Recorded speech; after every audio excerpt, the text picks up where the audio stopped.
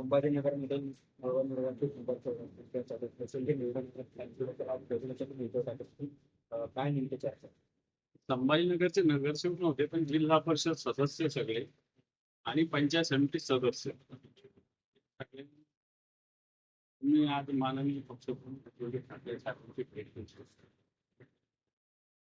अतिशय विपरीत परिस्थितीमध्ये शिवसेनेने बऱ्यापैकी यश, मी चांगलं यश नाही म्हणणार, बऱ्यापैकी यश या ठिकाणी मिळवलेलं आहे. सगळ्यांची इच्छा होती पक्षप्रमुखांची भेट घ्यावी, त्या हेतून आज भेट झाली. पक्षप्रमुखांनी त्यांच्याशी सगळ्यांशी संवाद साधलेला आहे. औरंगाबाद स्मारकाबद्दल काही चर्चा झाली? आता उद्धव साहेब या स्मारकाचे प्रमुख आहेत ना, त्यामुळं ती काही आमच्याशी नाही चर्चा झाली, परंतु मला फक्त त्यातले काही एक्सपर्ट त्यांच्याशी उद्धव साहेब चर्चा करतात. महाराष्ट्राला मिळालेला नाही काय परवापासून परत अधिवेशन सुरू होत आहे. खरं तर हे दुर्दैव आहे. विधानसभा होऊन आता जवळपास 16-17 महिने झाले. शिवसेनेनं या संदर्भात आपलं नाव दिलेलं आहे. परिषदेमध्ये सुद्धा माझी टर्म संपल्यानंतर नवीन विरोधी पक्ष नेत्याचं नाव काँग्रेसच्या वतीनं दिलेलं आहे. परंतु या सरकारने किंवा विधानसभा अध्यक्ष किंवा सभापतीने यांनी अजूनही विरोधी पक्षनेता या जबाबदारीला मान्यता दिली की विरोधी पक्षनेता नेमला. खरं तर या संसदीय प्रणालीमध्ये विरोधी पक्षनेता अतिशय महत्वाचा पार्ट आहे. विरोधी पक्षनेता हा सर्वसामान्य माणसाचा आवाज असतो, पण तो भारतीय जनता पार्टीला हुकुमशाही पद्धतीनं राज्य करायचं.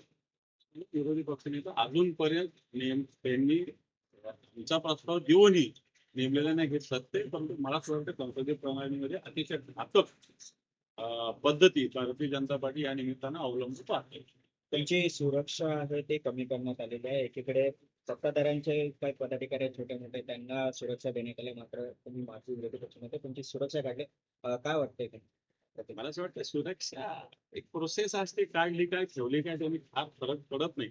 जाणीवपूर्वक काढली असेल तर चूक आहे, मी अजून काही माहिती घेतली नाही, मला काही असं कळवलेलं नाही, पण सुरक्षा व्यवस्था कमी केली मला कळालेली. पण मला असं वाटत सुरक्षा व्यवस्था नसली तरी काय फरक पडेल असं मला वाटतं. पण सरकार एकांगी वागतं ते चुकीचं एवढंच.